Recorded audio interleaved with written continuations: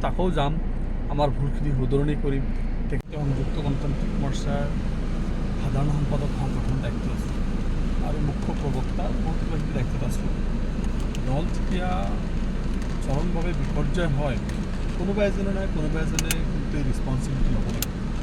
মই ভাবোঁ যিহেতু মই সংগঠনৰ দায়িত্বত আছোঁ আৰু যিহেতু এই গোটেই ইলেকশ্যন এটা সাংগঠনিক মেটাৰ, সংগঠন যিহেতু ফেইল কৰিছে, আমি যিহেতু আমাৰ সভাপতিক জিকাব পৰা নাই, তো তাৰ মই এটা মৰাল ৰেছপনচিবিলিটি নৈতিক দায়িত্ব লৈ মই মোৰ পদবীৰ পৰা ৰিজাইন কৰিছোঁ, যে যিটো পদবীত থাকি মই দলক ন্যায় দিব পৰা নাই, মানে বিজয় দিব পৰা নাই, সেই পদটোত মোৰ থকাৰ যোগ্যতা আছে বুলি মই ভাবোঁ। আপুনি আমিনুল ইছলাম, আপুনি এগৰাকী অধিবক্তা, গুৱাহাটী উচ্চ ন্যায়ালয়ৰ এগৰাকী শিক্ষিত ব্যক্তি, যিয়ে অন্ততঃ নৈতিক দায়িত্ব স্বীকাৰ কৰি ল'ব পাৰে। কিন্তু আপোনালোকৰ AIUDFত 18গৰাকী বিধায়ক আছে আৰু এই 18গৰাকী বিধায়কৰ কোনো এজনে কিন্তু এনেকুৱাকৈ নৈতিক দায়িত্ব লৈ পদত্যাগ কৰাৰ প্ৰয়োজন অনুভৱ কৰা নাই। মই ঠিক সাহস কৰিব কৰাৰ কথা কোৱা নাই, কিন্তু তেওঁলোকে যেন প্ৰয়োজন অনুভৱ কৰা নাই। কিয় অকল আমিনুল ইছলাম? চাওক, যিহেতু মই 2006 চনৰ পৰাই 5 চনৰ পৰাই দলত আছোঁ, জন্মলগ্নৰ পৰাই আছোঁ আৰু দলটোৰ মই সংগঠনৰ দায়িত্বত দীৰ্ঘদিনৰ পৰা আছোঁ। দলটোৰ এজন অত্যন্ত সন্মুখৰ ফালৰ পৰা নেতৃত্ব দিয়া ব্যক্তিসকলৰ ভিতৰত মই এজন। আৰু মোৰ এনেকুৱা লাগিছে যে মই আমাৰ সন্মানীয় সভাপতি ডাঙৰীয়াক ন্যায় দিব নোৱাৰিলোঁ, তেখেতক জিকাব নোৱাৰিলোঁ। আৰু খালি অকল হাৰা জিকাটো থাকেই, কিন্তু ব্যাপকভাৱে যি হাৰাৰ পৰিণতি, সেইটো অত্যন্ত দলৰ কাৰণে বেয়া খবৰ। মই অলৰেডি সেইদিনাখন প্ৰেছ মিটতো মই এড্ৰেছ কৰিছোঁ আৰু আশা কৰিছোঁ যে অনতিপলমে এটা ফেক্ট ফাইণ্ডিং কমিটি ওলাই কিহৰ কাৰণে হাৰিলে সেইবিলাক ওলোৱা যাব। কিন্তু মই যদি এই পথটোক খামুচ মাৰি ধৰি ৰাখোঁ, তেতিয়াহ'লে কিন্তু আকৌ সেইটো বিন্যাস কৰাত প্ৰব্লেম হ'ব। আপুনি দলৰ পৰা পদত্যাগ কৰা নাই? কৰা। মই সৰ্বভাৰতীয় সংযুক্ত গণতান্ত্ৰিক মৰ্চাত আছোঁ, প্ৰণৱ বদৰুদ্দিন আজমল চাহাবৰ লগতে আছোঁ। কিন্তু মই পদবীৰ পৰা, যিকেইটা পদবী মূল পদবীত আছে, পদবীৰ পৰা মই পদত্যাগ কৰিছোঁ। আপুনি বিধায়ক পদত্যাগ কৰাৰ বস্তুৱে নহয়, মই দলটো ত্যাগ কৰা নাই, মইতো সৰ্বভাৰতীয় সংযুক্ত মৰ্চাত আছোঁ। পষ্টটোৰ পৰা মই পদত্যাগ কৰিছোঁ। যি পষ্টটোত মই আছোঁ, এই পষ্টটোৰ পৰা পদত্যাগ কৰিছোঁ। এতিয়া মই পুনৰ কৈছোঁ যে 18গৰাকী বিধায়ক থকা এটা দল, তাতে সভাপতি হাৰিলে, আনকি নিজেই আমিনুল ইছলাম ধিঙৰ বিধায়ক, তেখেত নিজেও হাৰিছে। গতিকে স্বাভাৱিকতে এই সকলোবোৰ কথা আপুনি নাভাবেনে যে আপুনি বাৰু নৈতিক দায়িত্ব স্বীকাৰ কৰি আপুনি অইনসকলক নৈতিক দায়িত্ব স্বীকাৰ কৰাৰ ৰাস্তা মুকলি কৰি দিছে? তেনেহ'লে আপুনি অন্ততঃ কিমানজনমান মানুহে পোনে পোনে এই নিৰ্বাচন প্ৰক্ৰিয়াটোৰ লগত জড়িত হৈ থাকি, মই বিধায়কৰ ক্ষেত্ৰতে কৈছোঁ, কিমান মানুহে এই কথাটো দায়িত্বটো লোৱাটোত প্ৰয়োজন বুলি ভাবে? এই কথাটো দলৰ যিহেতু আমাৰ এটা আলোচনা হ'ব, অলৰেডি আলোচনা হোৱাৰ আগত মই যদি পদত থাকোঁ বা বহুতেই মোক সময় কৰি হয়তো সকলো কথা নক'ব পাৰে, সেইকাৰণে মই পদবীৰ পৰা পোনে পোনে ওলাই আহিছোঁ যে মই পদটোত আৰু নাথাকোঁ এই মুহূৰ্তত। আৰু আলোচনা হৈ আচলতে যিহেতু আলোচনা এটা হ'ব, ইয়াত ফেক্ট ফাইণ্ডিং গ্ৰুপে কিহৰ কাৰণে হাৰিলোঁ, কিহৰ কাৰণে আমাক জনতাই একচেপ্ট নকৰিলে, এই কথাবিলাক ডিছকাশ্যন হ'ব। আৰু এই ডিছকাশ্যন হোৱাৰ পিছত ন' ডাউট দলে ভাল পদক্ষেপ ল'ব, আমি ভাল পদক্ষেপ ল'ম, আকৌ ৰাইজৰ ওচৰত যাম, আকৌ আস্থা ঘূৰাই পাম। আমিনুল ইছলাম ডাঙৰীয়া, এইবাৰৰ নিৰ্বাচনত AIUDF পৰাজয় হোৱাৰ কাৰণসমূহৰ এটা অন্যতম কাৰণ আছিল যে অসমৰ ৰাইজে, বিশেষকৈ সংখ্যালঘু ৰাইজে AIUDF দল আৰু আপোনালোকৰ নেতা মৌলানা বদৰুদ্দিন আজমলক বিজেপিৰ সৈতে এটা মুদ্ৰাৰ ইপিঠি সিপিঠি বুলি গণ্য কৰিছে। আৰু এই কথাটোৱে আপোনালোকৰ নিৰ্বাচনত প্ৰত্যক্ষ প্ৰভাৱ পেলোৱা বুলি সমালোচক বা পৰ্যবেক্ষকসকলে কয়। এই কথাটোক আপোনালোকে কি ধৰণে শুধৰণি কৰিব বুলি ভাবে? হয়, বহুতকেইটা কথাৰ মাজত আমি দেখিছোঁ, যদিও ৰাজ্যসভা নিৰ্বাচনত, ৰাষ্ট্ৰপতি নিৰ্বাচনত, উপৰাষ্ট্ৰপতি নিৰ্বাচনত মুকলিকৈ কংগ্ৰেছে বিজেপিক সহায় কৰিছে, এই কথাবিলাক স্পষ্ট হৈছে। বা বহুকেইজন বিধায়কে, প্ৰায় 6-7জন বিধায়কে কংগ্ৰেছ এৰি বিজেপিত গৈছে। তাৰপিছতো কংগ্ৰেছৰ ৱাৰ্কিং প্ৰেচিডেণ্ট, এনেকুৱা ডাঙৰ ডাঙৰ পদবী APCCৰ, AICCৰ এক্স MP, এক্স MLA যথেষ্টখিনি বিজেপিত গৈছে। তাৰপিছতো তেখেতে কিন্তু ৰাইজক এটা কথা মানে এষ্টাব্লিছ কৰাত সক্ষম হৈছে যে আমাৰ লগত বিজেপিৰ নেক্সাছ আছে, এই কথাটো কিন্তু ৰাইজৰ আগলৈকে কংগ্ৰেছে ল'বলৈ সক্ষম হৈছে। যিটো কংগ্ৰেছে কৰিছে কিন্তু ব্লেমটো UDF-ক দিছে, এইটো সঁচা কথা। আৰু মই ভাবোঁ যে এই কথাখিনিৰ জৰিয়তে যথেষ্টখিনি মানুহে হৈছে যে কনভিন্স হৈছে যে হয় এটা নেক্সাছ থাকিব পাৰে।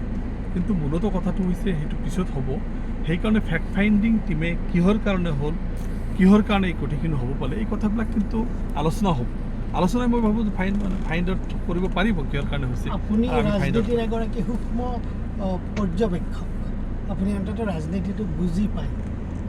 আপুনি ঠিক আছে ফেক্ট ফাইণ্ডিং কমিটিয়ে কিবা উলিয়াব, কিন্তু আমিনুল ইছলামৰ মতে ইমিডিয়েট কাৰণ কি বুলি? ইমিডিয়েট কাৰণটো হ'ল মানুহে গোটেই ভাৰতবৰ্ষতে মুছলিম মানুহ বেছিকেলি মই ক'ব বিচাৰিছোঁ, এই মুছলিম মানুহখিনিয়ে এইবাৰ মোদী চৰকাৰক উৎখাত কৰিব লাগে, বিজেপি চৰকাৰক উৎখাত কৰিব লাগে বুলি ভাবি গোটেইখিনিয়ে কিন্তু কংগ্ৰেছক ভোট দিছে। 78% মুছলমানে এইবাৰ কংগ্ৰেছক ভোট দিছে। তো আল্টিমেটলি অসমত তাৰ বিকল্প নহয়, আৰু সেইটো কাৰণেই হয়তো আমাৰ তিনিওটা চিটতে আমি ব্যাপকভাৱে পৰাজয় স্বীকাৰ কৰিছোঁ। কিন্তু একে সময়তে কথাটো হৈছে যে বিজেপিয়ে যি হিন্দুত্ববাদী ৰাজনীতি কৰে তাৰ বিপৰীতে মৌলানা বদৰুদ্দিন আজমল নেতৃত্বাধীন AIUDF-এ কিন্তু মুছলমান সাম্প্ৰদায়িকতাবাদক উৎসাহিত কৰিছে। এই অভিযোগটো আপোনালোকে আপোনালোকক এইবাৰ নিৰ্বাচনত ক্ষতি কৰিছে, কাৰণ মুছলমান সম্প্ৰদায়ৰ মানুহে AIUDF-ক, খুব গৰিষ্ঠ সংখ্যক মানুহে AIUDF-ক ভোট দিয়া নাই। তো আপোনালোকে এই কথাটোৰ পৰা কি শিক্ষা ল'ব? এই কথাবিলাক ডিছকাশ্যন হ'ব, মই অকলে কোনো শিক্ষা নলওঁ, পাৰ্টিৰ মাজত আলোচনা হ'ব। হয় আমাৰ কিছু ভুল হৈছে, নহ'লেতো এনেকুৱা মানুহ আমাক বয়কট নকৰিলেহেঁতেন, আমাক ত্যাগ নকৰিলেহেঁতেন। আমাৰ কি ভুল হ'ল সেইবিলাক ফাইণ্ড আউট কৰিব লাগিব, আৰু সেই ভুলবিলাকৰ শুধৰণি কেনেকৈ কৰিম তাৰ ব্যৱস্থা কৰিম। আমিনুল ইছলাম নাগৰীয়া, আপুনি এগৰাকী অধিবক্তা। মই পুনৰ কৈছোঁ যে আপুনি মাইনৰিটি পলিটিক্সৰ এজন পথ প্ৰদৰ্শক।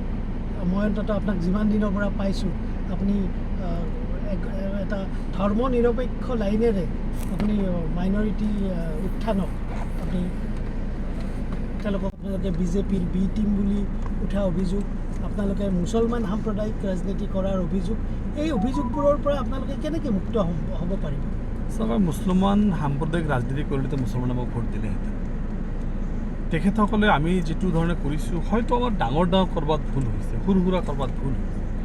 আমি ৰাইজৰ ওচৰত এইটো আমি ইষ্টাব্লিছ কৰাত ব্যৰ্থ হৈছোঁ যে আমি ভুল কৰি আছোঁ বা আমি এইটো ধৰিব পৰা নাই। সেই কথাবিলাকে ভালকৈ চাব লাগিব। আৰু যিটো কাৰণত মাইনৰিটি মানুহে ভোট দিছিল যে এইবাৰ মোদী উৎখাত হ'ব, বিজেপি উৎখাত হ'ব, সেই কামটোতো নহ'লগৈ। মই ভাবোঁ এইটো এটা ন' ডাউট ইয়াৰ এটা ৰিজাল্ট আহিব, আৰু আমি ৰাইজৰ ওচৰত আকৌ যাম, আমাৰ ভুলখিনি শুধৰণি কৰিম, তেখেতসকলক আস্থা বিচাৰিম, ন' ডাউট ভাল হ'ব। আকৌ ভাল মোদী সম্পূৰ্ণৰূপে উৎখাত নোহোৱাৰ কাৰণ আপোনালোকৰ দৰে ৰাজনৈতিক নেতাসকল হয়নে নহয়? কথা সেইটো নহয়। 14% ভোট, হয়তো 14-15% ভোট মুছলমান ভোট, এই কথাটো গোটেইখিনি নহয়। আপুনি কৰিমগঞ্জত চাওক, প্ৰায় 1 লাখতকৈ বেছি ভোট আমাৰ মাইনৰিটি মানুহে বিজেপিক দিছে। নগাঁৱত আপোনালোক চাওক, বিজেপিক প্ৰচুৰ ভোট মাইনৰিটি মানুহে দিছে। তো এই কথাবিলাক, এইটো কথা একেবাৰে সঁচা কথা নহয় যে এই কথাটো এই ফাইনেল কথা বা চূড়ান্ত কথা। মই ভাবোঁ যে এই সকলো কথাৰ শেষত এটা কথা হ'ব যে যিখিনি দোষ আমি কৰিছোঁ সেই দোষখিনি আমি কিন্তু শুধৰাব লাগিব, আমি ৰেক্টিফিকেশ্যন হ'ব লাগিব, নেতৃত্বৰ ৰেক্টিফিকেশ্যন হ'ব লাগিব, চিন্তাধাৰা পৰিৱৰ্তন আনিব লাগিব, তেতিয়া আকৌ আমি মানুহে গ্ৰহণ কৰিব। আপোনালোকৰ নেতা বদৰুদ্দিন আজমল এই ৰেক্টিফিকেশ্যনৰ কাৰণে ৰেডি?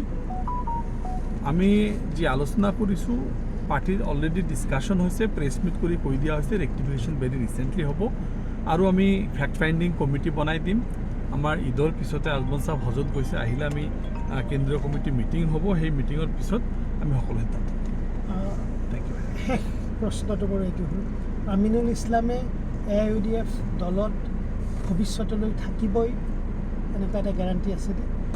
নিশ্চয় আছে। মই দলৰ পৰা যোৱাৰ কোনো প্ৰশ্নই নুঠে, সেনেকুৱা ধৰণৰ কোনো আলোচনা হোৱা নাই, বা মই যাম বুলি কোনো ধৰণৰ কথা নাই। মই UDF-ত আছোঁ, UDF জন্মলগ্নৰ পৰা আছোঁ, UDF-ত থাকিম, UDF ৰাইজৰ হৈ কাম কৰিম। AIUDF-ৰ মৃত্যু পৰ্যন্ত আপুনি থাকিব? চাওক, মূল কথাটো হৈছে পৃথিৱীৰ কোনো বস্তুৰে গেৰেণ্টি নাই। তথাপি মই ক'ব বিচাৰিছোঁ মই UDF-ৰ লগত আছোঁ। UDF যেতিয়া জনস্বাৰ্থৰ হৈ কাম কৰিব, UDF যেতিয়া কমন মানুহৰ হৈ কাম কৰিব, UDF যেতিয়া লাঞ্ছিত বঞ্চিত মানুহ হৈ কাম কৰিব, আৰু মই এটা UDFৰ অবিচ্ছেদ্য অংগ, মই UDFৰ পৰা যাব নোৱাৰিম, মোক UDFৰ পৰা বিচ্ছিন্ন কৰিব নোৱাৰিম। এয়া আছিল আমিনুল ইছলাম মানকাছৰৰ AIUDF বিধায়ক তথা AIUDF দলৰ সাধাৰণ সম্পাদক, প্ৰতিষ্ঠাকালৰ পৰাই দলটোৰ সৈতে জড়িত।